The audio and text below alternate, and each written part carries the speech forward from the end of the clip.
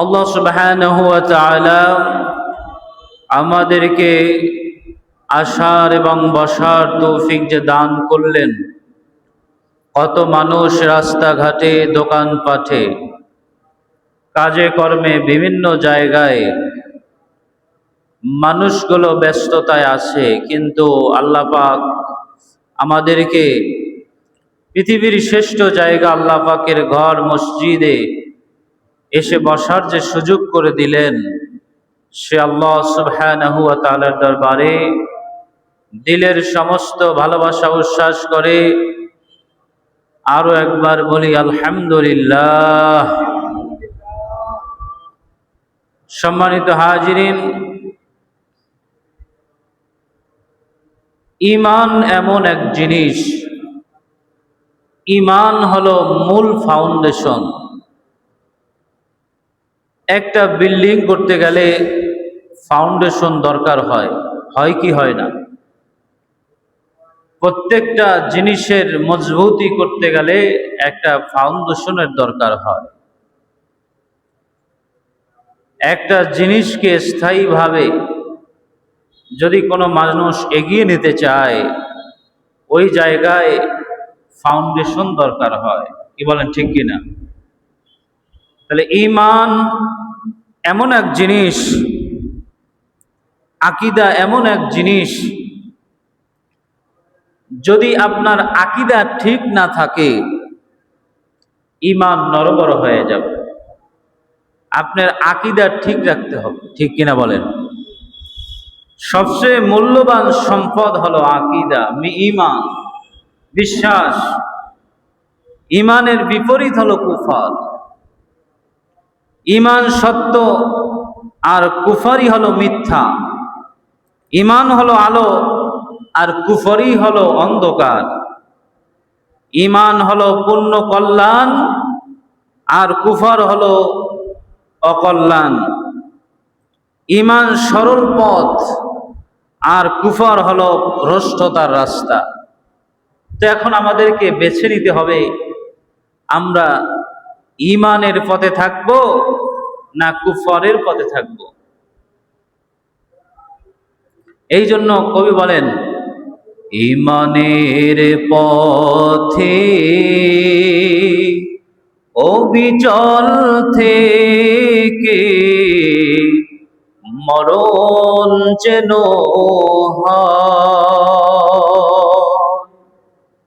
কি বলেন?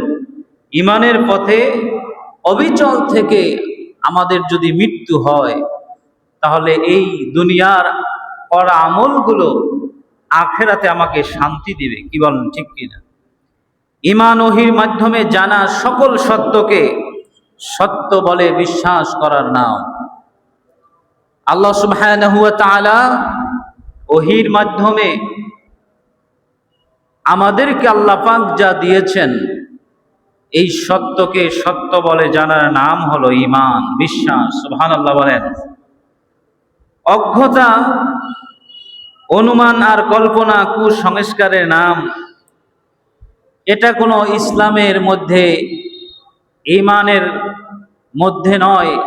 যে অনুমান করে কথা বলা, আপনার অজ্ঞতা, কল্পনা করে কথা বলা, এটা ঈমান হতে পারে না।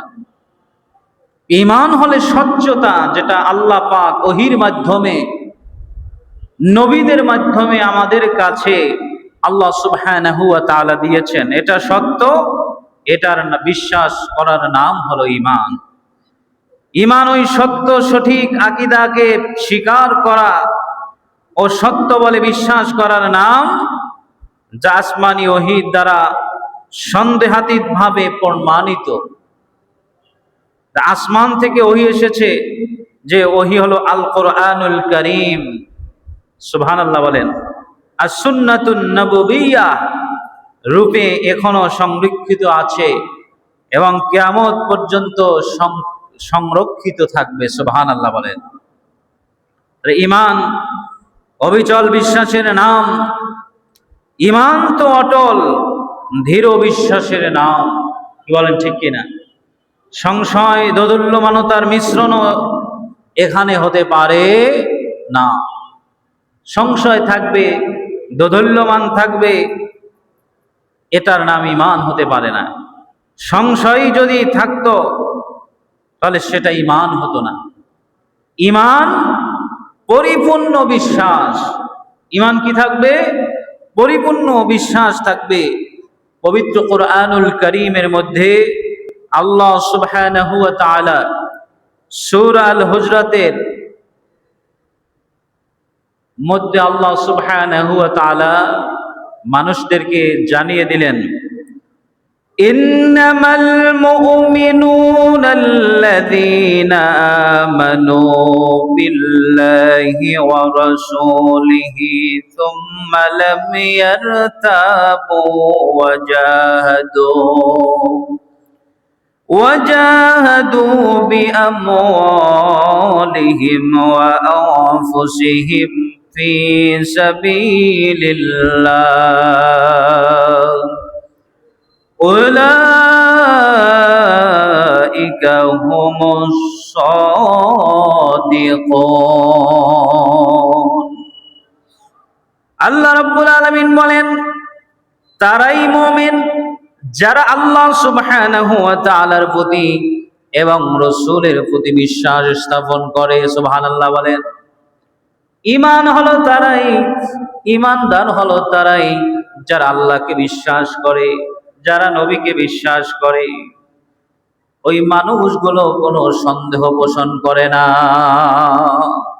আল্লাহর দেওয়া ওহীগুলো সত্য, যা আমাদের মাঝে এসেছেন এটার প্রতি কোনো সংশয় প্রকাশ করে না, সন্দেহ পোষণ করে না। আল্লাহ পাক আমাদেরকে কোরআন দিয়েছে, জিবরাইলের মাধ্যমে আমাদের কাছে ওহী আসে, নবীর কাছে নবী আমাদেরকে দিয়েছেন। এটা পরিপূর্ণভাবে বিশ্বাস করতে হবে, তাইলে ঈমানদার হওয়া যাবে, নইলে ঈমানদার নয়। কি বলে, ঠিক কিনা? যদি কোরআনের মাত্র একটা হরকতকে যদি কোনো মানুষ যদি অবিশ্বাস করে, একটা হরকতকে যদি অবিশ্বাস করে, কোরআনের একটা হরফকে যদি কোনো মানুষ অবিশ্বাস করে, ঈমান থাকবে? ঈমান থাকবে না। তাহলে আল্লাহ রাব্বুল আলামিন বলেন, ইন্নামাল মুমিনুনা আল্লাযীনা আমানু বিল্লাহি ওয়া রাসূলিহি।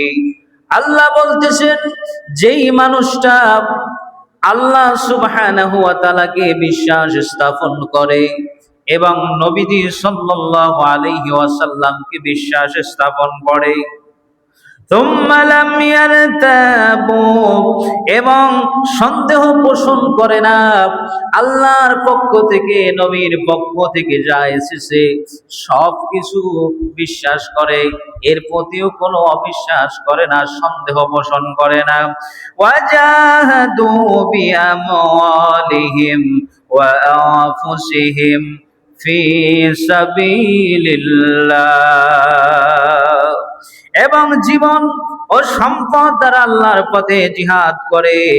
উলাইকা হুমুস সাদিকুন, তারাই হলো সত্যনিষ্ঠ। সুবহানাল্লাহ বলেন। তারাই হলো সত্যনিষ্ঠ, তারাই হলো পরিপূর্ণ ঈমানদার, তারাই হলো পরিপূর্ণ মুমিন, এতে কোনো সন্দেহ নাই।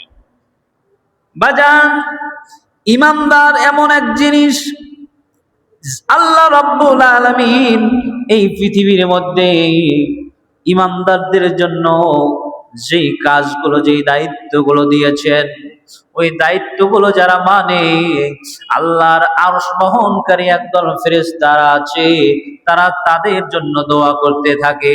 সুবহানাল্লাহ বলে। কি পরিপূর্ণ ঈমানদার যারা, আল্লাহ পাকের আরশ বহনকারী, আরশটা হচ্ছে ফেরেশতারা বহন করতেছে, সপ্ত জমিনের নিচে হলো যেই ফেরেশতাদের পা, আর মাথা হলো আরশে আজিম পর্যন্ত।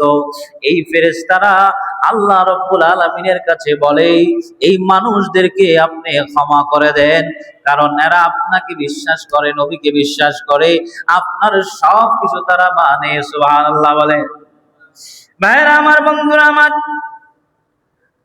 আল্লাহ সুবহানাহু ওয়া তাআলা পবিত্র কুরআনুল কারীম আমাদের হেদায়েতের জন্য দিয়েছেন। মুত্তাকি পরহেজগারদের জন্য আল্লাহ রাব্বুল আলামিন কোরআন দিয়েছে, কাফের মুশরিকদের জন্য কোরআন দিয়েছে, বেঈমানদের জন্য কোরআন দিয়েছে।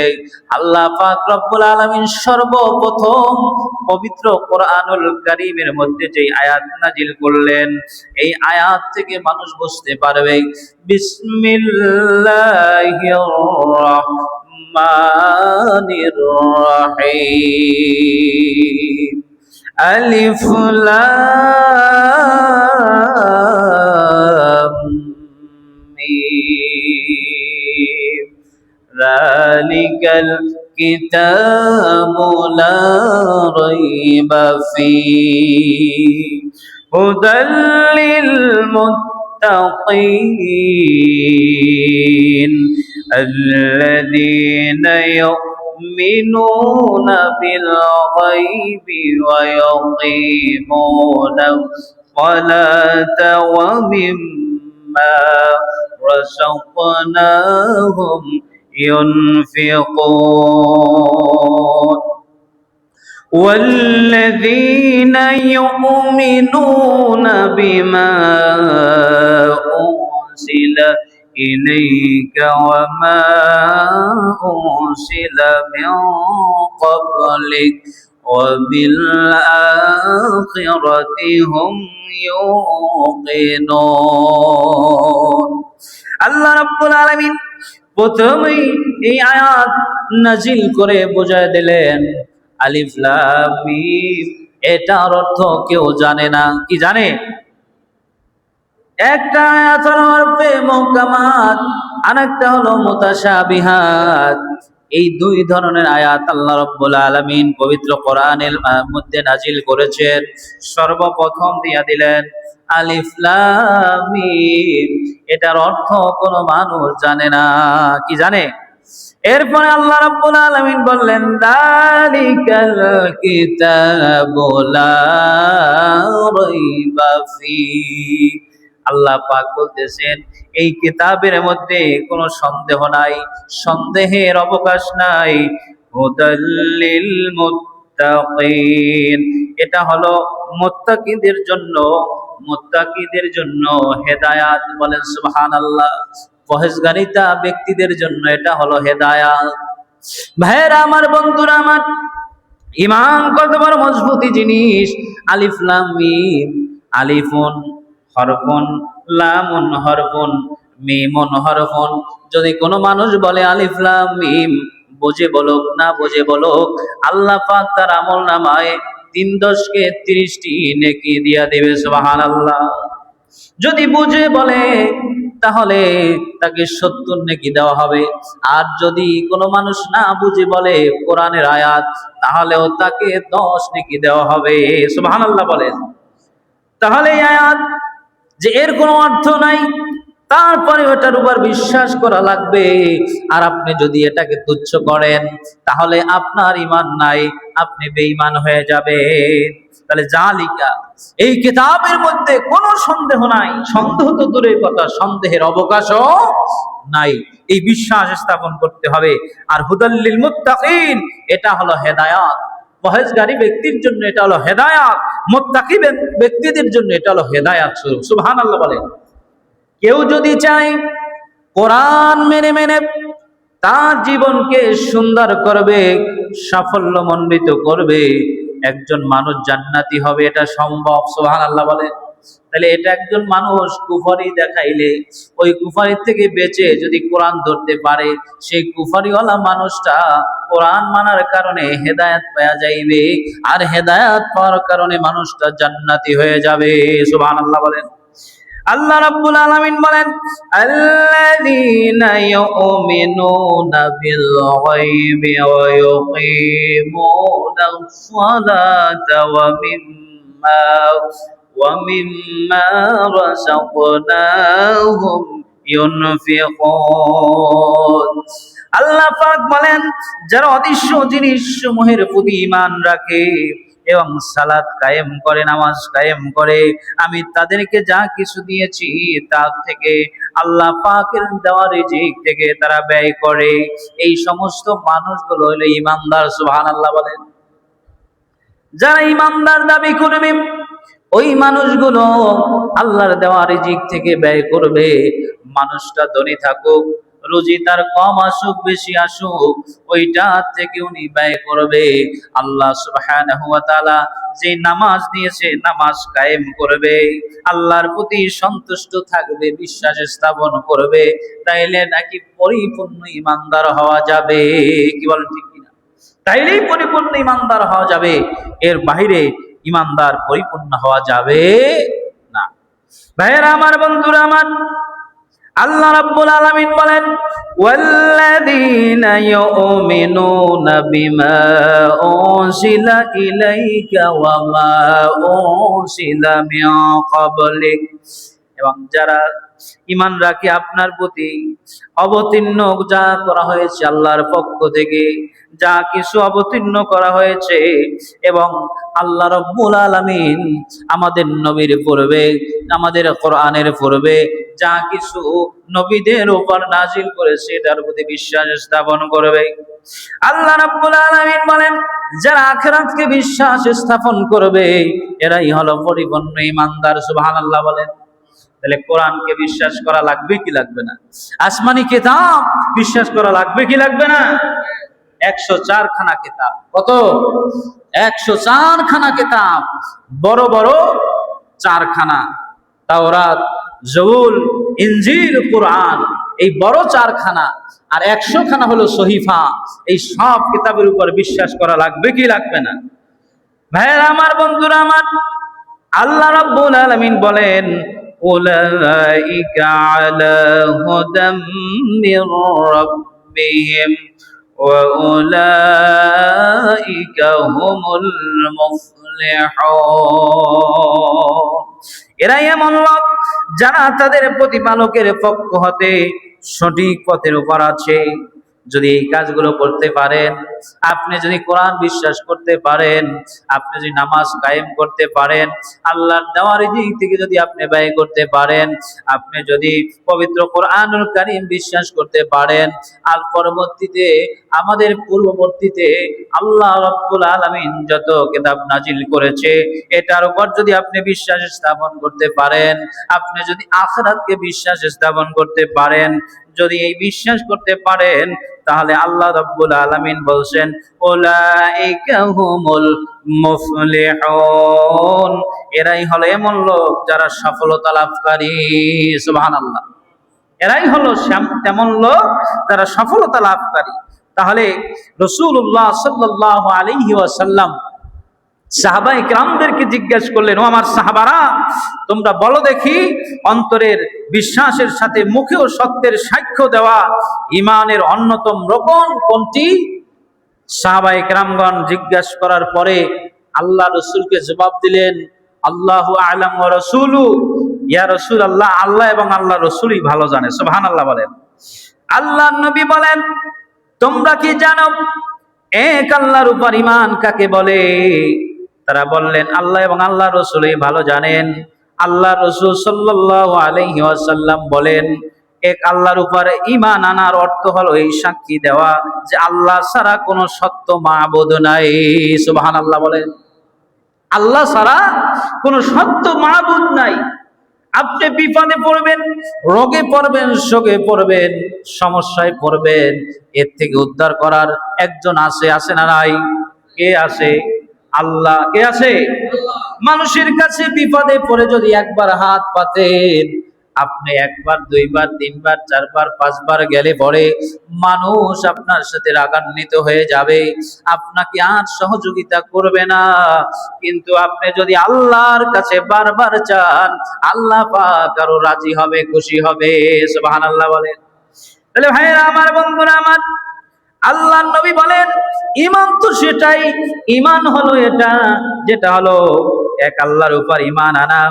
আমার সব জায়গায় আমার আল্লাহ আছে না নাই? নাহনু আকরাবু ইলাইহি মিন হাবলিল ওয়ারিদ। আল্লাহ পাক আমার যে কাঁধের গর্দানে যে শাহরাত আছে এটার চাইতেও আল্লাহ আমার কাছে। সুবহানাল্লাহ বলেন।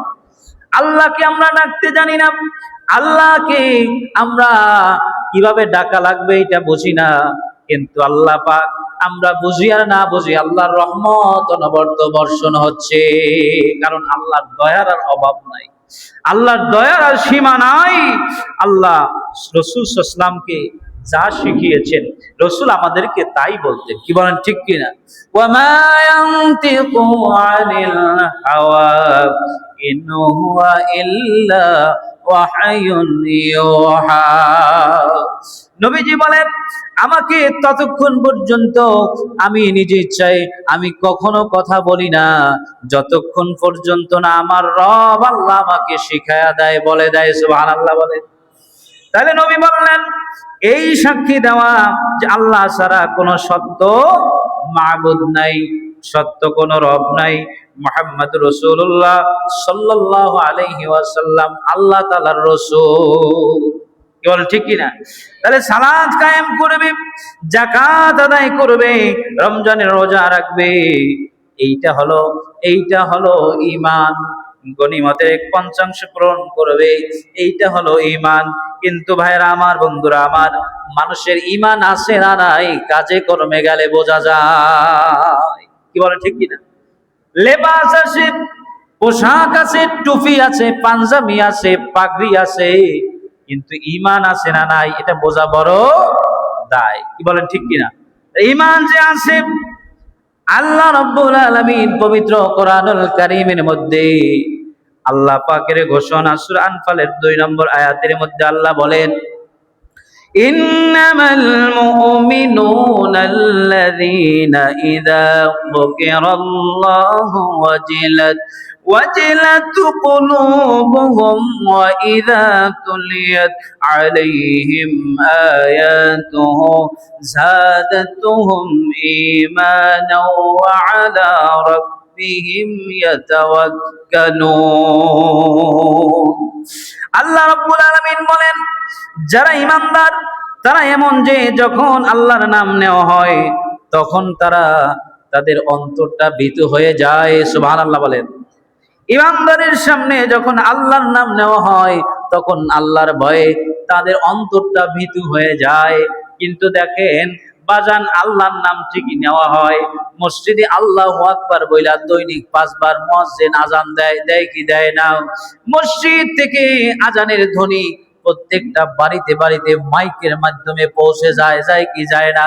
কিন্তু আল্লাহু আকবারের ধ্বনি মানুষের কানে যাওয়ার পরেও মানুষ আল্লাহর ভয়ে অন্তরটা কেঁপে ওঠে না। আয় হায়, যে আল্লাহ পাক আমাকে দৈনিক 5 বার ডাকলো, আমি যে মসজিদে একবারও গেলাম না, আমি যে আল্লাহর হুকুম মানলাম না, আমার অন্তরের মধ্যে তো ভয় হইল না।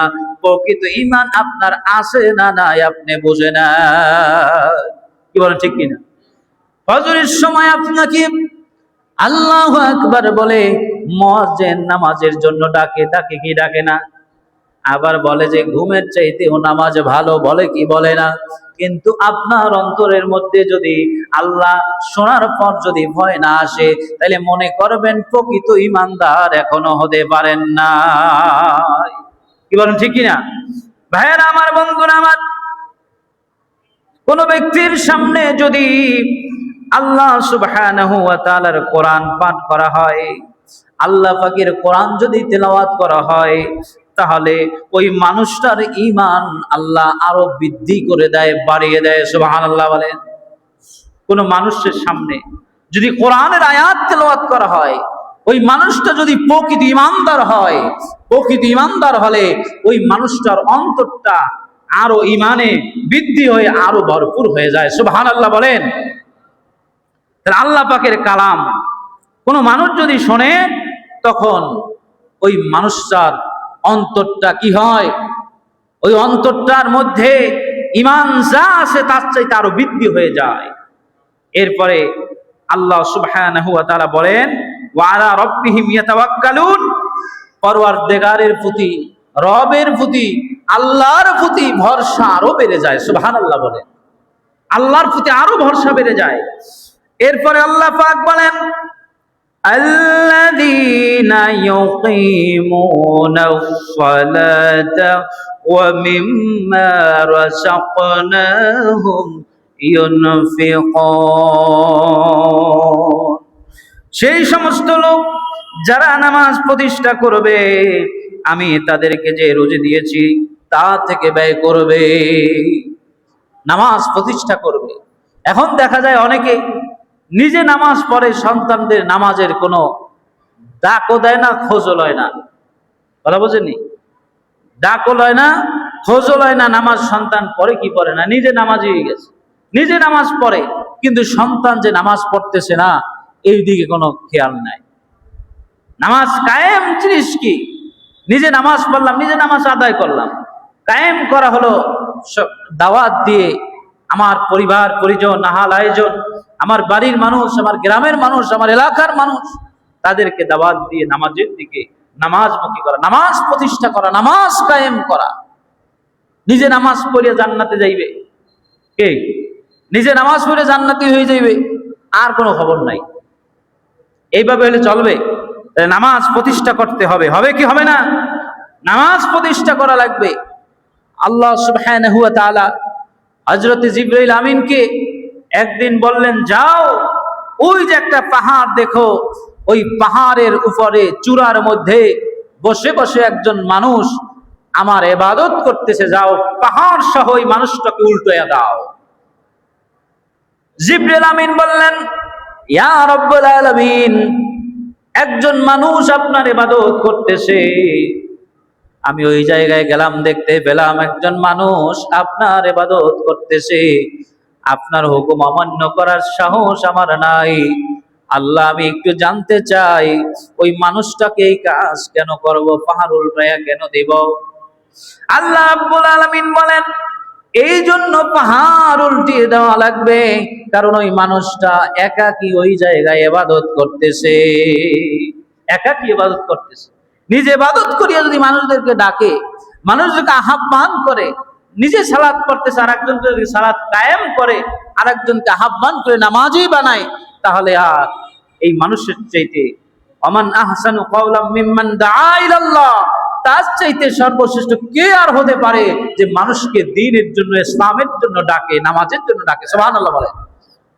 দ্বীনের জন্য ডাকে, ইসলামের জন্য ডাকে, ভালো কাজের জন্য ডাকে, আমলে সলেহের জন্য ডাকে, তার চাইতে ভালো মানুষ আর হতে পারে না। তাহলে কি আমরা ভালো মানুষ হতে চাই?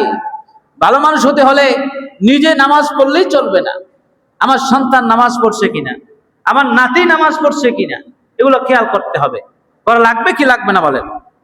কি বলেন, লাগবে কি লাগবে না? ভাইরা আমার, বন্ধুরা আমার, তাহলে নিজে যদি নামাজ পড়েন, তা নিজে নামাজ পড়ে নিজে জান্নাতে গেলেন না। স্ত্রী নামাজ পড়ে না, সন্তান নামাজ পড়ে না, প্রতিবেশী নামাজ পড়ে না, এদের প্রতি একটা দায়িত্ব আছে না নাই বলেন? কি বলেন, আছে না নাই? এদেরকে নামাজের জন্য ডাকতে হবে। বাজান দেখেন, যদি ঘরের মধ্যে আগুন লাগে, ঘরে আগুন লাগলে পরে ওই ঘরে যদি নিজের সন্তান থাকে, নিজের স্ত্রী থাকে, আহাল আয়োজন যদি থাকে, তাহলে ওই ঘর থেকে মানুষ কিন্তু টেনে তার সন্তানকে, আত্মীয়দেরকে নিয়ে আসে। আসে কি আসে না বলেন? আসে কি আসে না? তাহলে আপনি যে নামাজ পড়েন, আপনার সন্তান নামাজ না পড়িয়া জাহান্নামী হয়ে যাবে, আপনার স্ত্রী নামাজ না পড়িয়া জাহান্নামী হয়ে যাবে, আপনার নাতি নামাজ না পড়ে জাহান্নামী হয়ে যাবে, আপনার প্রতিবেশী জাহান্নামী হয়ে যাবে। আপনি দেখতে পেন ওই জাহান্নামের আগুনের মধ্যে জ্বলতেছে, আপনি কি এটা দেখে সহ্য করে কি সামনের থেকে সরে আসা যাবে? কি বলেন, যাবে? যাবে না। তাহলে কি করতে হবে? মানুষদেরকে নামাজের দাওয়াত দিতে হবে। কিসের দাওয়াত দিতে হবে? নামাজের দাওয়াত দিতে হবে, ভালো কাজের দাওয়াত দিতে হবে, আমলে সলেহ কাজের দাওয়াত দিতে হবে। কি বলেন, ঠিক কিনা? নেক কাজের দাওয়াত দিতে হবে। যেই কাজে নেক আছে এই কাজগুলো বেশি বেশি করতে হবে। কি বলেন, ঠিক কিনা? করা লাগবে কি লাগবে না? ভাইরা আমার, বন্ধুরা আমার, এইগুলো যদি আপনি করতে পারেন, নামাজ কায়েম করতে পারেন, আল্লাহর দেওয়া রিজিক আপনাকে আল্লাহ যা দিয়েছে এর থেকেই আপনি ব্যয় করবেন। আপনি হারাম কাজে যাবেন না। সুদের টাকা লাগে, অনেক কাজে সুদ খায়, সুদ ঘুষ খায়। আপনার সুদ ঘুষ, রাশিউল মুরতাশি কিলাহুমা ফিন্নার, যে সুদ দেয় আর যে খায় আর যে সাক্ষী থাকে, তিনজন উভয়ই জাহান্নাম। কি আছে না নাই? তাহলে এই সুদের মধ্যে আপনার জীবনটা জর্জরিত করলেন। আল্লাহর রিজিক যা সন্তুষ্ট হয়ে আল্লাহ দিয়েছে, এর প্রতি আপনি সন্তুষ্ট না থেকে আপনি আরো বেশি খাওয়ার জন্য সুদের সাথে সম্পৃক্ত হলেন, ঘুষের সাথে সম্পৃক্ত হলেন। আপনি এই জায়গায় হারাম খেয়ে পরে আল্লাহর বেরাজি হয়ে যাবে আপনার প্রতি। সুদ যে খায়, ঘুষ যে মানুষকে দেয়, এই মানুষের ছোট্ট ছোট্ট গুনাহ হলো মায়ের সাথে জিনাহ করা, বলি নাউজুবিল্লাহ। ছোট্ট গুনাহ এইটা, এর চেয়ে বড় বড় গুনাহ আরো আছে। অতএব আমাদেরকে কি হতে হবে? সাবধান হতে হবে। আমাদেরকে এখনো সময় আছে, আমাদেরকে ফিরে আসতে হবে। আল্লাহর দেওয়া রিজিক থেকে আমাদেরকে ব্যয় করতে হবে, যা আছে এর প্রতি সন্তুষ্ট থাকতে হবে। কি বলেন, ঠিক কিনা? খাই খাই দুনিয়া, বাড়ি একটা আছে, আরো 5টা করা লাগবে। কি আছে না নাই? যা আছে তার চেয়ে আরো 3 গুণ করা লাগবে। শুধু নেশা। আপনি কামাই করলেন, কামাই করতে করতে গাড়ি করলেন, বাড়ি করলেন, আপনি যা কিছু দরকার ছিল আপনার দুনিয়ায় সব কিছু পরিপূর্ণ করলেন, দুনিয়ায় আপনার সব 16 আনা হয়ে গেল। কিন্তু মৃত্যুর পরে আখিরাতে যখন আপনি যাবেন, আপনি আখিরাতে 1 আনাও নিয়ে যেতে পারলেন না। নিজে দুনিয়াকে দিলেন 16 আনা, নিজে নিয়ে গেলেন মাত্র 1 আনা। এই এক পুরুষ যদি হয় তাহলে 3 খান কাপড়, মহিলা যদি হয় তাহলে 5 খান কাপড়। এর চাইতে বেশি কিছু আর নিতে পারবে? আর 3.5 জায়গা, আর আমল যা করেছে সব নিয়ে যাওয়া লাগবে। একজনের আমল দুনিয়ায় মিথ্যা বিচার আছে, অপরাধ করে নাই, অপরাধী বানাই দেয়, আছে না নাই? অপরাধ করে না, অপরাধী বানাই দেয়, মিথ্যা মামলা দেয়, দেয় কি দেয় না? আছে কি নাই? কিন্তু মৃত্যু যখন হয়ে যাবে আপনার, আপনি এই মৃত্যু হলে পরে আপনার গুনাহগুলো, আপনার অন্যায়গুলো আপনি অন্যের কাঁধে চাপানোর কোনো সুযোগ নাই। কি আছে বলেন? আপনি দুনিয়াকে দিলেন 16 আনা, দুনিয়াকে কত আনা দিলেন? 16 আনা দিয়ে গেলেন, আপনি নিতে পারলেন না 1 আনাও। কি কথা ঠিক কিনা বলেন? তো চিন্তা করে দেখেন, গবেষণা করে দেখেন। নিজের যৌবন, নিজের জীবন সব খুয়ে দিলেন দুনিয়ার পিছনে, দুনিয়া করতে করতে, দুনিয়ার নেশায়, দুনিয়ার পেশায়, দুনিয়ার কাজে ব্যস্ত থেকে নিজের আখিরাতের জীবনকে আপনি অন্ধকার করে দিলেন, আলোর জীবনকে অন্ধকার করে দিলেন। আর যেটা ছিল অন্ধকার সেটাকে আপনি আলো করে দিয়েছিলেন। এই জন্য বাজান, আল্লাহ সুবহানাহু ওয়া তাআলা বলেন, এই কাজগুলো যারা করবে, উলাইকা হুমুল মুমিনুনা হাক্কা, তারাই হলো সত্যিকার ঈমানদার, সত্যিকার মুমিন। সুবহানাল্লাহ বলেন। লাহুম দারাজাতুন ইনদা রাব্বিহিম ওয়া মাগফিরাতুন ওয়া রিজকুন কারীম। ওই মানুষদের জন্য পরওয়ারদিগারের পক্ষ থেকে, আল্লাহর পক্ষ থেকে রয়েছে মর্যাদা। সুবহানাল্লাহ বলেন। কি আছে? মর্যাদা আছে, ক্ষমা আছে, সম্মানজনক রুজি আছে। সুবহানাল্লাহ বলেন। এই কাজ যদি আপনি করতে পারেন, আল্লাহর বিশ্বাস, নবীর বিশ্বাস, আল্লাহর পক্ষ থেকে, নবীর পক্ষ থেকে যা আছে এতে সন্দেহ না করা, এই কাজগুলো যদি করতে পারেন, নামাজ কায়েম করতে পারেন, আল্লাহর দেওয়া রিজিক থেকে আপনি ব্যয় করতে পারেন, সন্তুষ্ট থাকতে পারেন, আখিরাতকে যদি বিশ্বাস স্থাপন করতে পারেন, তাহলে সর্বশেষ আপনার জন্য আল্লাহর ঘোষণা যে এরাই সত্যিকার মুমিন, এরাই সত্যিকার মুমিন। মুমিনের ভেষ ধরা যায়, কিন্তু সত্যিকার মুমিন হওয়া বড় কঠিন। কি বলেন, ঠিক কিনা? মুমিনের ভেষ ধরা যায়, মুমিনের মতো চলা যায়, কিন্তু মুমিন সত্যিকার হওয়াটা বড় কঠিন জিনিস। কি বলেন, ঠিক কিনা? আল্লাহ পাক রব্বুল আলামিন আপনাকে দিবেন সম্মানজনক রুজি। আল্লাহর পক্ষ থেকে আপনার জন্য রয়েছে মর্যাদা, আপনার জন্য আছে ক্ষমা। যদি আপনি এটা করতে পারেন, তাহলে আমাদেরকে পরিপূর্ণ ঈমানদার হওয়া দরকার আছে না নাই? দরকার আছে না নাই? এই দুনিয়া সব লন্ডভন্ড হয়ে যাবে, এই দুনিয়ার সব শেষ হয়ে যাবে। কুল্লু মান আলাইহা ফান ওয়া ইয়াবকা ওয়াজহু রাব্বিকা যুল জালালি ওয়াল ইকরাম। এই পৃথিবী সব শেষ হয়ে যাবে, কিছু থাকবে না। কি থাকবে বলেন? কিছুই থাকবে না। এই পৃথিবীতে যা আছে সবই নশ্বর, অবিনশ্বর কেবল একমাত্র আল্লাহ। কি বলেন, ঠিক কিনা? একমাত্র আল্লাহ, আল্লাহই থাকবে, এছাড়া সব কিছু শেষ হয়ে যাবে। আপনি আমি চলে যাব। কুল্লু নাফসিন যায়িকাতুল মাউত সুম্মা ইলাইনা তুরজাউন, জীবন মাত্রই মৃত্যুর স্বাদ গ্রহণ করতে হবে, অথবা আমাদেরকে আবার আল্লাহর কাছে যেতে হবে। কি বলেন, ঠিক কিনা? আলহাকুমুত তাকাসুর হাত্তা যুরতুমুল মাকাবির কাল্লা সাউফা তা'লামুন। প্রাচুর্যের প্রতিযোগিতায় মানুষদেরকে মোহাচ্ছন্ন করে রেখেছে।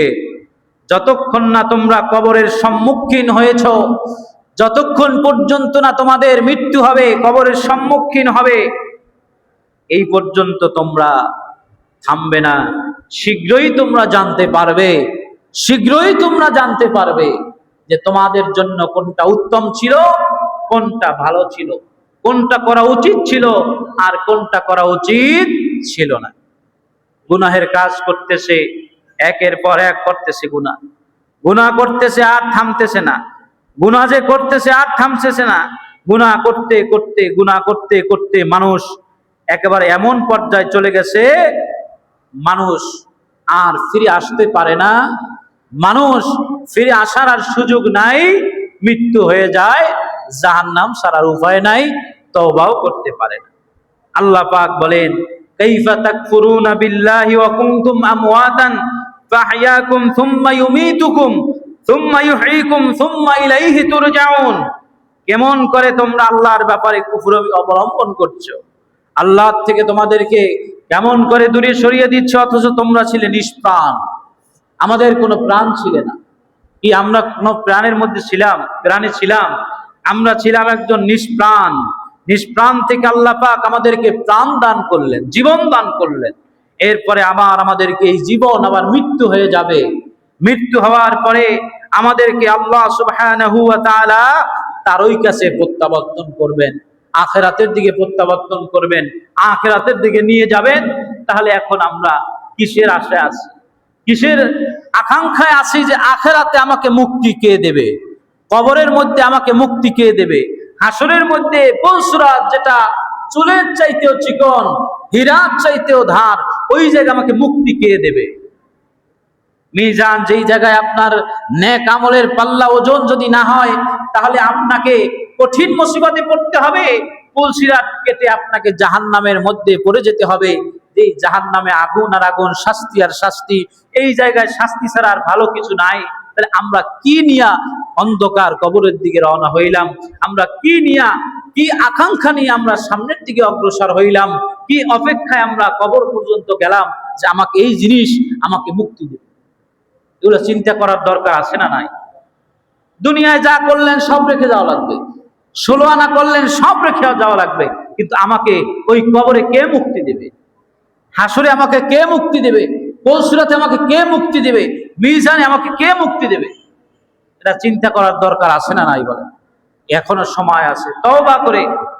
তওবা করে নিজেকে সংশোধন করে 5 ওয়াক্ত নামাজ ধরেন, 5 ওয়াক্ত নামাজ ধরেন, মিথ্যা বললে মিথ্যা বন্ধ করেন, সুদ ঘুষ খেলে বন্ধ করেন, অন্যায় অত্যাচার করলে বন্ধ করেন, মানুষের সাথে অপরাধ করলে ক্ষমা চেয়ে নিজেকে সংশোধন করেন।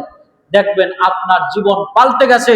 মৃত্যু হতে দেরি, জান্নাতের নাজ নিয়ামত, জান্নাতের বাতাস আপনার কবরে আসতে দেরি হবে না। সুবহানাল্লাহ। আপনার কবর হয়ে যাবে এমন প্রশস্ত, আপনার চোখ যতদূর যায় ততদূর পর্যন্ত কবর প্রশস্ত হয়ে যাবে।